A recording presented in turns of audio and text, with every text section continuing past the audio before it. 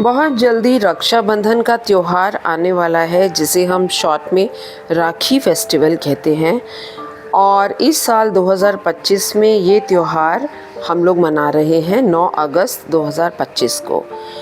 तो आज कुछ ऐसा जानेंगे कि रक्षाबंधन हम लोग मनाते क्यों हैं। मोटे तौर पे तो हम सब जानते हैं, बहन अपने भाई के हाथ पर राखी बांधेगी और भाई वचन देगा कि उसको अपनी बहन की रक्षा करनी है। और जैसे जैसे समय बीतता जा रहा है वैसे वैसे सिर्फ रक्षा के साथ में गिफ्ट्स का भी आदान प्रदान होता है। भाई भी अपनी बहन को गिफ्ट देता है या कुछ शगुन देता है, और बहन भी इन रिटर्न उसको कोई गिफ्ट या चॉकलेट या कुछ मिठाई ऐसा कुछ देती है। लेकिन इस रक्षाबंधन के कॉन्सेप्ट की शुरुआत और इसकी हिस्ट्री क्या है, इससे जुड़ी बहुत सारी कहानियाँ हैं जो मैं आज आपको सुनाने वाली हूँ। चलो एक कहानी सुनाती हूँ, भगवान श्री कृष्ण और द्रौपदी के बीच का रक्षाबंधन का रिश्ता। हुआ कुछ यूँ कि महाभारत के समय में श्री कृष्ण ने सुदर्शन चक्र से अपने ही हाथ को घायल कर लिया और उनके हाथ से खून बहने लगा। ऐसे में द्रौपदी, जो कि 5 पांडवों की पत्नी थी और कृष्णा की भाभी भी थी, कृष्णा और द्रौपदी के बीच में एक सखी और मित्र का रिश्ता भी था।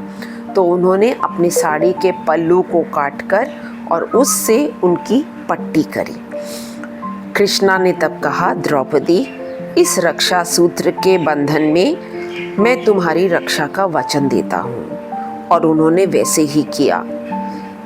द्रौपदी चीरहरण का इंसिडेंट किसको नहीं पता। जिन लोगों ने भी महाभारता जानी है या समझी है वो जानते हैं कि पूरी सभा में जब द्रौपदी का चीरहरण हुआ, उस समय पर सब लोग जब आंखें नीची करके बैठे थे, शर्मिंदा थे लेकिन कुछ कर नहीं पा रहे थे, उस समय श्री कृष्ण ने ही द्रौपदी की लज्जा की रक्षा की थी, उनकी लाज बचाई थी। तो राखी सिर्फ एक भाई बहन का बंधन नहीं, समर्पण और रक्षा का संकल्प है।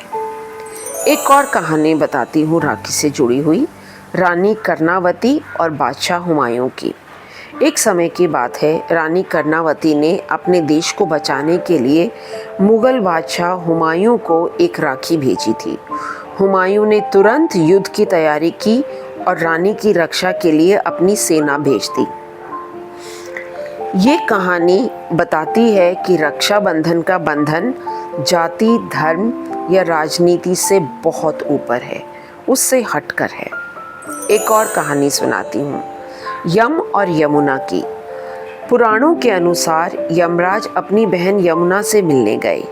यमुना ने उन्हें प्यार से खिलाया, राखी बांधी और यमराज ने उसे वरदान दिया कि जो भाई बहन के इस पवित्र बंधन को निभाएंगे उनकी रक्षा हमेशा होती रहेगी। इसीलिए कहते हैं रक्षाबंधन सिर्फ मानव संबंध नहीं, दैविक बंधन भी है।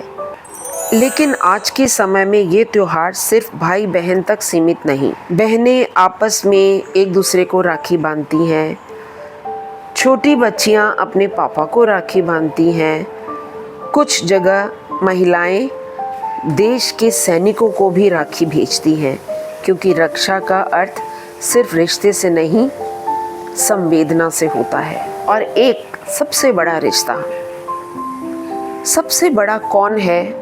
हम सबकी रक्षा करने वाला। तो आप चाहे पुरुष हैं, स्त्री हैं, बच्चे हैं, बच्ची हैं, आपके घर में जो भी देवी देवता हैं, उनके साथ एक प्यार का रिश्ता जोड़ने का दिन है रक्षाबंधन, जिस दिन आप अपने परम पूज्य इष्ट देव को एक छोटा सा धागा बांध सकते हैं और उनसे रक्षा का वचन ले सकते हैं। भगवान ही तो हमारी रक्षा करते हैं ना। तो एक ये सबसे बड़ा रिश्ता जो सब रिश्तों से ऊपर है। उम्मीद है आपको ये कहानी पसंद आई होगी। अगर हाँ तो इस वीडियो को लाइक ज़रूर कीजिएगा और सबसे शेयर कीजिए और चैनल को सब्सक्राइब करना मत भूलिएगा। शुभ रक्षाबंधन टू ऑल।